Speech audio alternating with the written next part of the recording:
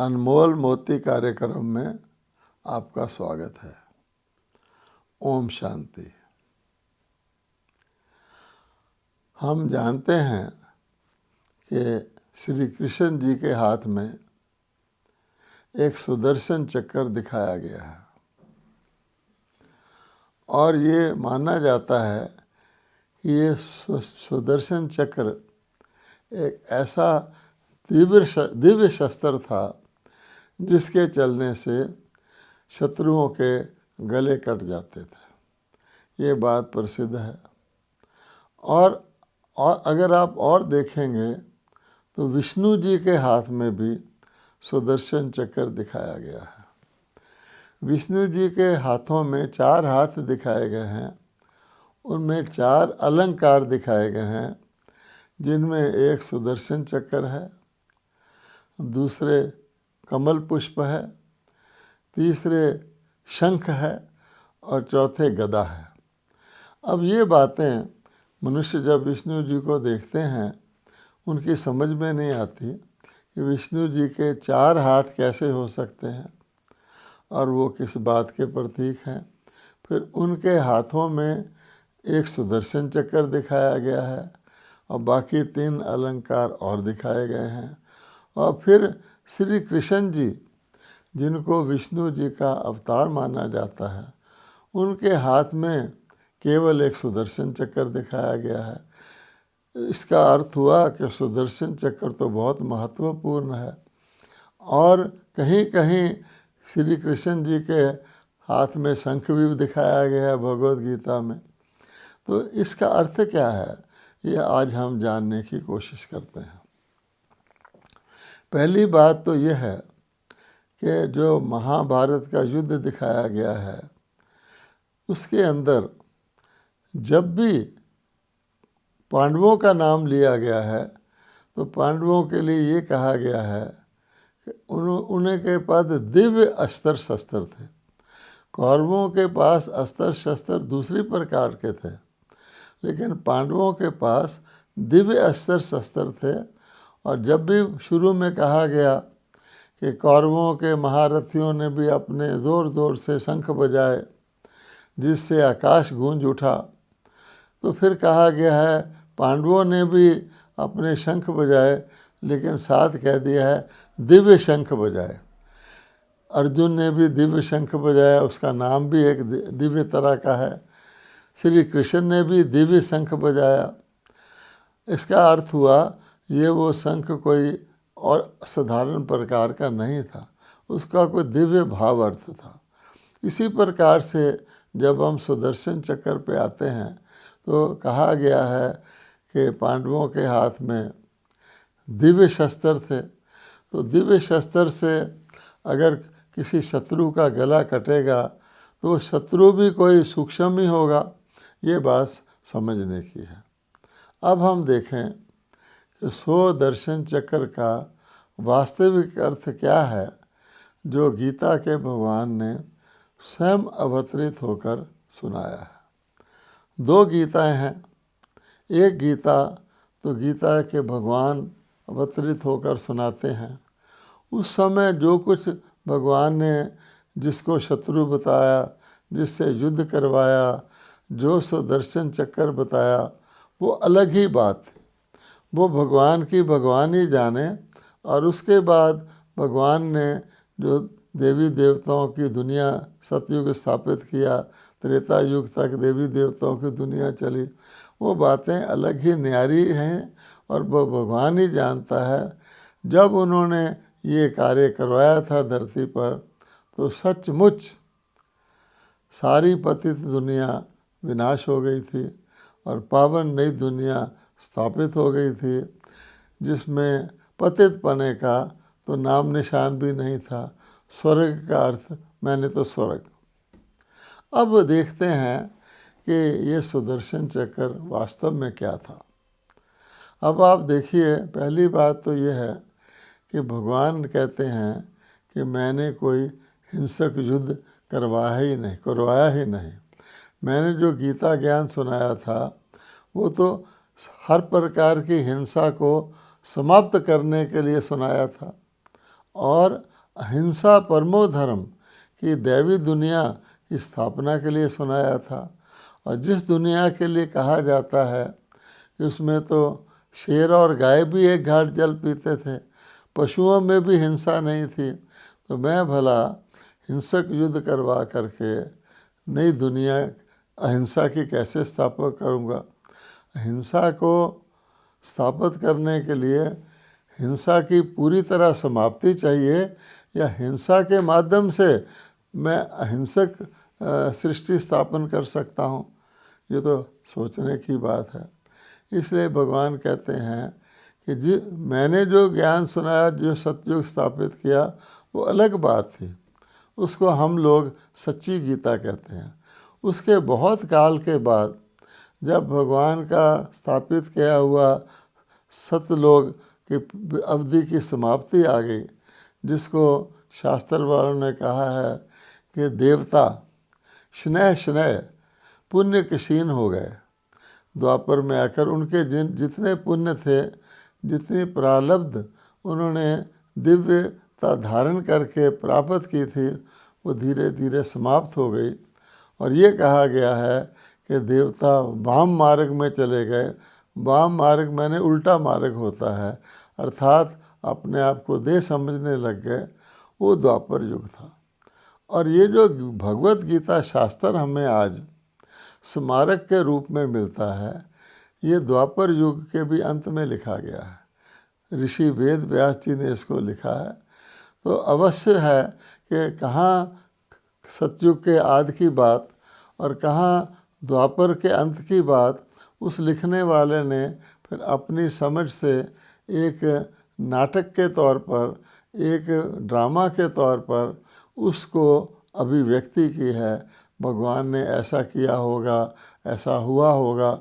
जितनी उसकी बुद्धि थी, फिर भी उनकी बुद्धि का कमाल है कि वेद व्यास जी ने ये समझ में उनके आ गया कि भगवान भारत में आए थे, भगवान अवतरित होते हैं।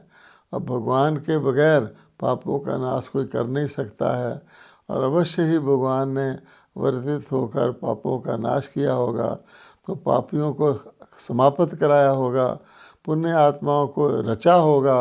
ये सारा गीता में लिखा हुआ है। लेकिन पापियों को कैसे समाप्त कहा था? विनाशकृत दुष्टताम, विनाशाय दुष्टकृताम, बुरे कर्म करने वालों का भगवान विनाश कराते हैं। उस वक़्त द्वापर में जब सभी देह अभिमानी हो गए थे, तो वेद व्यास जी भी देहधारी मनुष्य थे, ऋषि थे। उन्होंने सोचा कि अवश्य ही युद्ध करवा करके इतने सारे पापियों का नाश किया होगा। इसलिए कहा गया है कि पांडवों की सेना थोड़ी थी, कौरवों की सेना बड़ी थी, अर्थात पाप आत्माएँ द्वापर में ज़्यादा मात्रा में थे और पुण्य आत्माएँ कम मात्रा में थे। जबकि भगवान जब आते हैं कलयुग में, तो पाप आत्मा ही पाप आत्मा हो जाते हैं, पुण्य आत्मा तो स्वयं आकर के उनमें से बदल कर पाप आत्माओं से बनाते हैं। अब आते हैं सुदर्शन चक्र पर। अब वो भगवान कहते हैं कि मैं ही सृष्टि चक्र के आदि मध्य अंत को जानता हूँ। मैं परमात्मा ही तीनों कालों को जानता हूँ। मैं ही त्रिकालदर्शी हूँ। कोई भी मनुष्य आत्मा तीनों कालों को नहीं जानती है। मनुष्य आत्माएं अल्पज्ञ हैं। मनुष्य आत्माएं तो अपने पिछले अगले जन्मों को भी नहीं जानती हैं। सारी सृष्टि के तीनों कालों को जानने की तो बात ही नहीं है। इसलिए भगवान कहते हैं मुझे ज्ञान का सागर कहा गया है और सत्य ज्ञान का सागर कहा गया है, क्योंकि मैं कभी जन्म मरण में नहीं आता हूँ। मुझे इस सारे सृष्टि नाटक का शुरू से लेकर अंत तक और उसके बाद इसकी पुनरावृत्ति कैसे करनी है, इसका ज्ञान मेरे पास है। इसलिए मैं परम आत्मा कहलाता हूँ। इसीलिए सारी सृष्टि का जो परिवर्तन करना होता है, सतयुग से लेकर कलयुग आ गया, वो तो मनुष्य आत्माओं और देवताओं के और ऋषि मुनियों के कर्मों के इतिहास है। लेकिन फिर भी कलयुग आ गया। अब कलयुग से सतयुग कौन लाएगा? तो जो सतयुग से कलयुग लाए हैं, जिसमें देवता भी आ जाते हैं, वो अपने युग में देवता थे। फिर ऋषि मुनि भी आ जाते हैं, जो अपने युग में ऋषि मुनि थे। फिर आज के मानव वैज्ञानिक आदि अनेक प्रकार के फिलोसफर भी आ जाते हैं, जो आज के युग में हैं। लेकिन इन सब के आने, सृष्टि पर आने के बाद धीरे धीरे अपना अपना इनका अपने समय का महत्व है। ये सृष्टि कलयुग के अंत तक ही पहुंचती है। अब भगवान कहते हैं, सारे मनुष्य पुकारते भी हैं और मनुष्यों को सोचना भी चाहिए कि आखिरकार कलयुग को सतयुग में कौन बदलता है? पाप आत्माओं की दुनिया, पूरी दुनिया को पुण्य आत्माओं की दुनिया कौन बनाता है? ये 1-2-100 व्यक्तियों का प्रश्न नहीं है, या किसी एक देश और अन्य देशों का प्रश्न नहीं है। ये सारे विश्व का प्रश्न है। विश्व भी पावन बनता है, विश्व भी पतित बनता है। जब सतयुग था तो सारे विश्व में सतयुग था, और जब कलयुग है तो सारे विश्व में ही कलयुग है। और परमात्मा विश्व के पिता हैं। वो किसी एक धर्म के पिता नहीं हैं, एक परिवार के पिता नहीं हैं, एक देश के पिता नहीं हैं।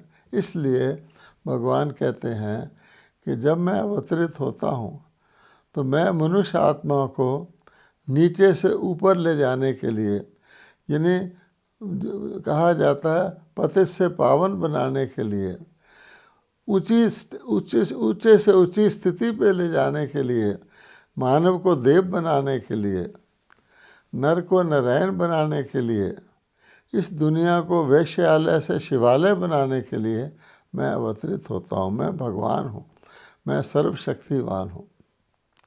मैं एक ही बार आता हूँ और सबके लिए आता हूँ। पूरा परिवर्तन एक ही बार कर देता हूँ।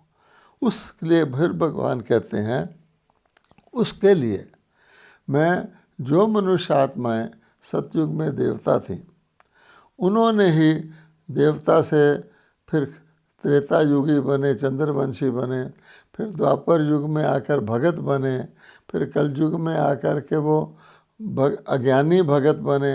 यानी भगति तो एक की भक्ति से शुरू हुई थी, अव्यभिचारी भक्ति शुरू हुई थी। सबसे पहले द्वापर में मनुष्य आत्माओं ने, तुमने मेरी शिव की मूर्ति प्रतिमा स्थापित करके सोमनाथ में शिव की पूजा शुरू की थी राजा विक्रमादित्य ने। धीरे धीरे तुम देखो ये अनेक देवी देवताओं की, मेरी छोड़कर देवी देवताओं की, फिर देवी देवताओं के बाद अपने मन गढ़ंत देवी देवताओं की, जिसको हम कहते हैं कि शनि देवता, राहु देवता, हनुमान जी पूँछ वाले, गणेश जी सूंड वाले, कुछ पता नहीं है कौन है ये। फिर आंवला, तुलसी, पत्थर बित्तर सबकी तुमने पूजा शुरू कर दी, तो भक्ति भी तुम्हारी तमोगुणी हो गई। ऐसी स्थिति में मैं आकर के तुमको वो ज्ञान देता हूँ ताकि तुम्हारे अंदर स्मृति आए कि तुम कौन थे। आज किसी भारतवासी को कहो जो भगत है, पुजारी है, कि जिसकी तुम पूजा कर रहे हो स्वयं ही तुम सतयुग में वो थे, वो तो बेचारा इतना निराश है, उसको मानने को स्वीकार ही नहीं कर सकता। मैं आप भगवान देवताओं का दास, मैं देवताओं के चरणों की धूल, मैं देवताओं के चरण को धो करके चरणामृत पीता हूँ, मैं देवता कैसे हो सकता हूँ? यद्यपि साथ साथ भारतवासी हम सो हम का मंत्र भी जपते हैं, और ये समझकर जपते हैं कि मैं सो भगवान था और भगवान मैं बना हूँ। अपने को भगवान मानकर तो मंत्र जपते हैं कि मैं भगवान था और भगवान का ही मैं अंश बना हूँ और फिर मैं जाके भगवान बन जाऊँगा। लेकिन जब उनको ये कहा जाए कि परमात्मा तो नहीं, परमात्मा तो सदा परमात्मा है, तुम देवता थे, तो उनकी समझ में नहीं आता। इसलिए भगवान कहते हैं, मैं आकर के, जिसको हम गीता का ज्ञान कहते हैं, जिसको अमर कथा कहते हैं, जिसको सत्यनारायण की कथा कहते हैं, अर्थात मनुष्य आत्माओं को अमर, कि तुम अमर हो, इसका ज्ञान देते हैं। तुम सचमुच इस ज्ञान को सुनकर समझ जाओगे, स्मृति आ जाएगी, तुम श्री नारायण हो। उस ज्ञान को सुनाने के लिए जो एक सिंबल है वो 100 दर्शन चक्र का है।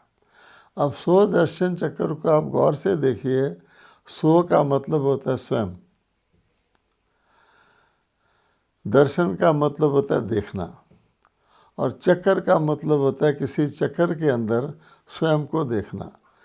सिंपल भाषा में कहें कि मनुष्य आत्माओं को परमपिता परमात्मा उनके स्वयं का इतिहास, उनकी कथा सुनाते हैं कि देखो आज तुम कलयुग के अंत में हो, लेकिन कभी तुमने अपनी यात्रा सतयुग के आज से शुरू की थी। सतयुग में तुम देवी देवता थे, तुम्हारे 16 कला संपूर्ण थे, तुम सर्वगुण संपन्न थे, तुम्हारे अंदर कोई विकार नहीं था, हर प्रकार की मर्यादाओं का तुम पालन करते थे, पूर्णतः हिंसक थे, सत्य और हिंसा पर चलने वाले थे। तो भगवान इस प्रकार से फिर सतयुग के सारे मनुष्यों के, सतयुग के 8 जन्मों की, लोग तो समझते हैं चलो सतयुग में श्री कृष्ण राधे या श्री लक्ष्मी नारायण स्वयंवर के बाद का राज्य था, लेकिन ये नहीं सोचते कि क्या सारे सतयुग में एक ही श्री लक्ष्मी नारायण पूरा युग राज्य करते थे, और क्या उनकी प्रजा भी एक ही शरीरधारी थी, एक ही शरीर में सारा सतयुग लक्ष्मी नारायण चले और सारा सतयुग उनकी प्रजा चली? नहीं। तो भगवान त्रिकालदर्शी हैं, वो समझाते हैं कि नहीं, तुम्हारी सतयुग में 8 लक्ष्मी नारायण की राजगद्दियाँ चली, और यथा राजा तथा प्रजा सभी आत्माओं ने, देव आत्माओं ने 8 पुनर्जन्म लिए। ऐसे ही करके फिर भगवान त्रेता की स्टोरी सुनाते हैं कि त्रेता में श्री राम श्री सीता का विश्वव्यापी राज्य शुरू हुआ, और उसमें भी 12 राजगद्दियाँ चली, और उसमें भी सारी की सारी प्रजा भी उस प्रकार से देवी देवता के रूप में श्री राम की राजगद्दियों में 12 पुनर्जन्म लिए। अब ये बातें मनुष्यों को तो पता नहीं है, भगवान तो इसमें बहुत डिटेल सुनाते हैं। श्री लक्ष्मी श्री नारायण के राज्य में महाराजा महारानी दोनों राज सिंहासन पर बैठते थे। इसी प्रकार श्री राम श्री सीता के राज्य में महाराजा महारानी दोनों राज सिंहासन पर बैठते थे, और उन दोनों का चक्रवर्ती राज था। उस समय भारत ही विश्व था, इसलिए कहा गया है चक्रवर्ती महाराजा महारानी हुए हैं। फिर उन दोनों के ऊपर 2 ताज दिखाए जाते हैं, चाहे वो श्री लक्ष्मी श्री नारायण हैं, चाहे वो श्री सीता श्री राम हैं। उनके अंदर आध्यात्मिक सत्ता का, आत्मा की पवित्रता का ताज, जिसको लाइट का क्राउन कहते हैं, जो बाद में महात्मा बुद्ध को, स्वामियों को दिखाया जाता, वो था।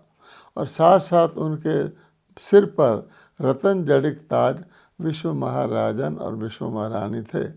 अर्थात धर्म सत्ता, राज सत्ता दोनों हर मनुष्य आत्मा में होती थी, महाराजा महारानी में भी थी, और यथा राजा तथा प्रजा, ऐसी बात भगवान सुनाते हैं। और इसके बाद फिर सारा इतिहास सुनाते हैं, द्वापर में क्या हुआ, त्रेता में क्या हुआ, कलयुग, द्वापर के बाद कलयुग में क्या हुआ, तुम कैसे गिरे, अब तुम किस स्थिति में हो। इस प्रकार से अगर आप सुदर्शन चक्र को सीधा कर दिया जाए तो आप देखेंगे उसमें, जैसे हम अपने घरों में स्वस्तिका लगाते हैं, हर मकान में घर के बाहर में एक स्वस्तिका का चिन्ह बनाते हैं और उसको शुभ मानते हैं, तो भगवान आकर के हमको स्वस्तिका को अगर आप गौर से देखेंगे तो सुदर्शन चक्र के अंदर अगर 4 हिस्सों में उस चक्र को बांटा जाता है, जिसमें सतयुग, त्रेता, द्वापर, कलयुग होता है, और वो किस क्रम से युग चलते हैं, यानी घड़ी के अनुसार चलते हैं, क्लॉकवाइज चलते हैं या एंटी क्लॉकवाइज चलते हैं, तो उसमें आर्म भी लगे होते हैं कि सतयुग से इधर को जाओ, त्रेता से फिर इधर को जाओ, तब तक तो सतयुग और त्रेता रहता है। फिर चौथा स्वस्तिका का आर्म ऐसे होता है, द्वापर से तुम वांग मार्ग में इधर से जाओ और कलयुग में तुम गिरती कला में और इधर को जाओ। तो सतयुग से गिरती कला शुरू होती है और कलयुग के अंत तक गिरती कला पूरी होती है। सतयुग त्रेता में नाम मात्र की गिरती कला होती है, यानी केवल सूर्यवंशी चंद्रवंशी बनते हैं। लेकिन द्वापर से तो और ज़्यादा गिरती कला रजोगुणी से तमोगुणी बन जाते हैं। और फिर एक ऐसा समय आता है जब कलयुग और सतयुग आपस में मिलते हैं। उस पॉइंट पर भगवान कहते हैं मैं अवतरित होकर के मनुष्य आत्माओं को ईश्वरीय ज्ञान और ईश्वर द्वारा सिखाए हुए योग बल से दैवी गुणों की धारणा करवा करके और अन्य आत्माओं को भी ईश्वर के मार्ग पर लगाने की सेवा दे करके इन 4 सब्जेक्ट्स के द्वारा मैं मनुष्यों को देवता बनाता हूँ।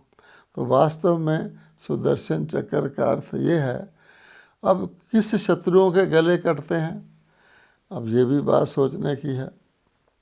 तो आप देखेंगे कि भगवान ने भगवत गीता में हमारे शत्रु कौन हैं, हर मनुष्य के एक ही प्रकार के शत्रु हैं उसका भी ज्ञान दिया है। तो भगवान ने भगवत गीता में क्या कहा है कि तुम्हारे शत्रु कोई बाहर नहीं है, तुम्हारे शत्रु तुम्हारे अंदर ही हैं।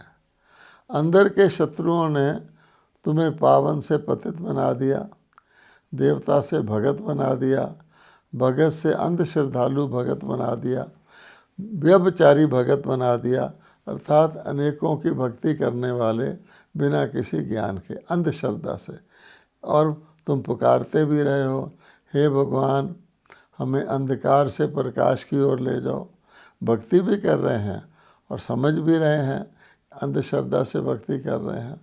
और हे भगवान मुझे मृत्यु से अमरत्व की ओर ले जाओ, मैं तो अपने आप को मरने वाला मृत्यु लोक का वासी समझता हूँ, मुझे अमर बना दो ताकि मेरी मृत्यु हो ही नहीं, अर्थात मुझे देवता बना दो।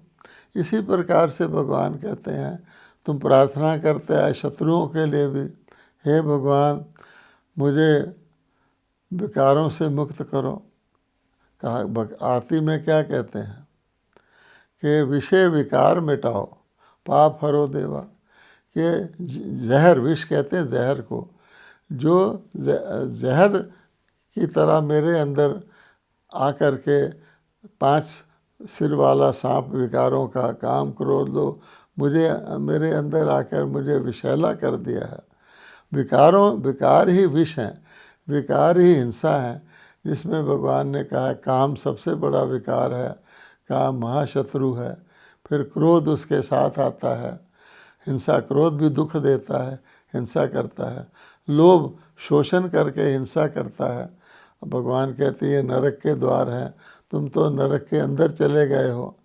दुनिया को भगवान ने कलयुगी दुनिया को रौरव नरक कहा है, विषय वैतरणी नदी कहा है।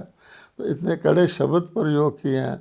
फिर लोभ मोह अहंकार, अर्जुन को कहा तुम मोह को छोड़ो, क्योंकि मोह के कारण ही तुम गलत चीज़ के साथ अपने आप को जोड़ रखे हुए, ये मेरी है, ये मेरी है, तेरा कुछ नहीं है, ये सब मरे पड़े हैं, ये सब ख़त्म हो गए, पाप की दुनिया को मैं ख़त्म करने वाला हूँ।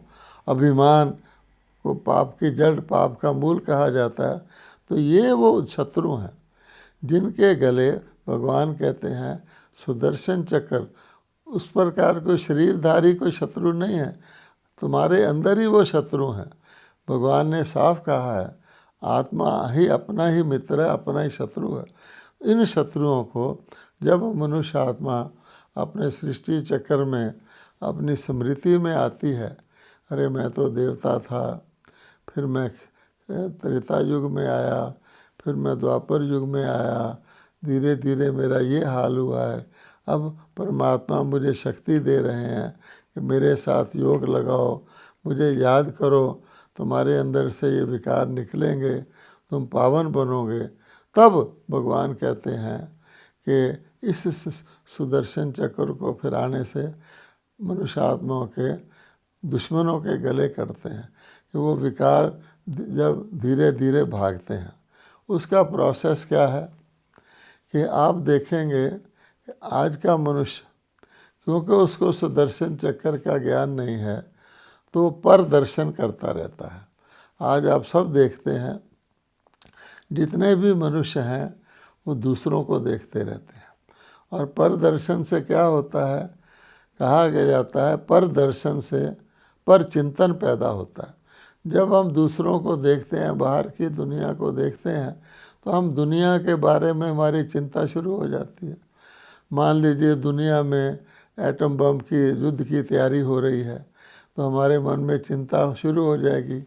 ना तो हम उनको रोक सकते हैं एटम बम का युद्ध करने से, एटम बम चलेगा फिर क्या होगा, मेरा क्या होगा, मेरे परिवार क्या होगा, आत्मा का तो ज्ञान नहीं है, हमारा सब खत्म हो जाएगा। फिर दूसरे व्यक्तियों को देखते हैं, ये व्यक्ति देखो धोखाधड़ी करके इतना धन कमा लिया है, ये व्यक्ति देखो व्यभिचार भ्रष्टाचार कर रहा है, तो हमारा परचिंतन चलता है। तो परचिंतन से अपने को तो कोई फ़ायदा नहीं है, ना हम दूसरे को रोक सकते हैं, ना दूसरे को सुधार सकते हैं। अगर हम सोचिंतन करते हैं तो सोचिंतन उन्नति की सीढ़ी है। अपने बारे में सोचते हैं, जो सुदर्शन चक्कर बताता है कि तुम्हारे अंदर देखो काम विकार है, तुम्हारे को पतित बना देता है, कितना नीच बना दिया है। क्रोध से तुम दूसरे को दुख देते हो, दुख मोल लेते हो, खुद भी दुखी होते हो। अपना क्रोधी व्यक्ति देवता बन सकता है, सोचो तो सही। लोभ, भगवान कहता है, लोभ जो है एक ऐसा विकार है जो व्यक्ति से बहुत सारे बुरे कर्म करा देता है। लोभ के कारण लोग रिश्वत लेते हैं, मिलावट करते हैं, अपना काम ठीक तरह नहीं करते हैं, दूसरे से ज़्यादा लेने की कोशिश करते हैं, देना कम चाहते हैं। ये लोभ के कारण है। मोह के कारण, अरे हर एक आत्मा का अपना अपना पाठ है। स्वार्थ के वश या कर्म संस्कारों के वश तुम्हारे साथ हैं। कौन किसी के साथ गया है, कौन किसी को भेजता है। इसलिए कहा है, हे अर्जुन, ना कोई किसी को मारता है, ना कोई मरता है। ये तो सब मरे ही पड़े, ये तो सब विकारों में है। इस प्रकार के ज्ञान से जो विकारों के गले कटते हैं, तो सो दर्शन पर दर्शन से बचाता है। और सो दर्शन अपने बारे में सोचकर अपनी कमियों को पूरा करके मनुष्य को देवत्व पद प्राप्त करने की एक बहुत बड़ा एक दिव्य शस्त्र है। ओम शांति।